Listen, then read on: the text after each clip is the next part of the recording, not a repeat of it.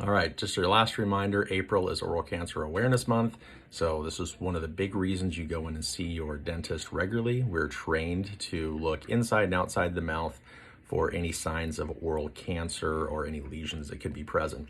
We need to catch these things early. They can be disfiguring and really decrease your quality of life if they're caught late.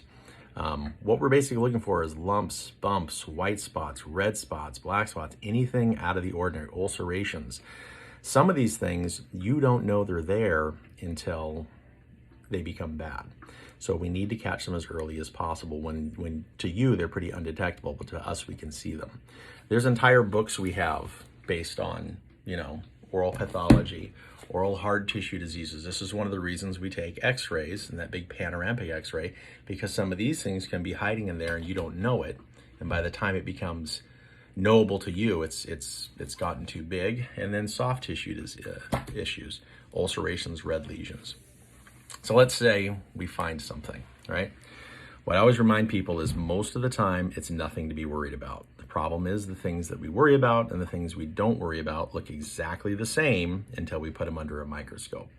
So we have two choices. If it's really small and we think this may be caused by some kind of injury, or it could be just an ulceration from acidic food, sometimes we'll say, let's watch this area for 2 weeks. Healthy humans heal within 2 weeks. If it doesn't go away within 2 weeks, something's going on and we need to figure out what it is. So we then send you for biopsy.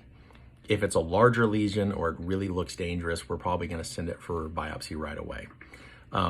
When the oral maxillofacial surgeon, and that's who usually does these biopsies and takes over the case once we identify something, they will either resect the entire thing in the biopsy, or if it's too large, they'll take a piece of it or aspirate part of it, and we send it off to oral pathologists.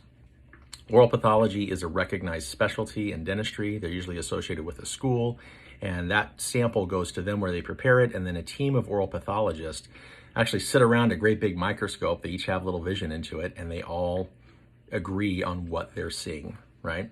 And the report comes back to us, and based on that report, the oral surgeon can decide what to do, if it needs further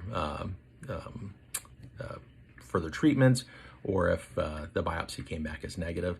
And then that area, we do need to follow up over time. There can be false positives and false negatives, usually not. And even if you do have something resected or taken out, there is recurrence rates on certain things. So this is a lifetime thing we need to be following. One of the big reasons you go see your dentist. Oral cancer is on the rise. A lot of it is connected to the human papillomavirus. And so getting your vaccination, your kids vaccinated for the human papillomavirus, it reduces their chances of getting oral cancer. Smoking and drinking together, those are synergistic in causing oral cancer.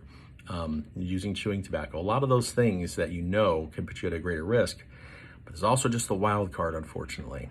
You can just get it despite anything. I know people that don't smoke, don't drink, live a really good life, and they end up getting oral cancer. Luckily, most of the time, we've been able to identify it very early. If you have any questions about oral cancer, let me know. But I'm probably not going to comment on your particular situation.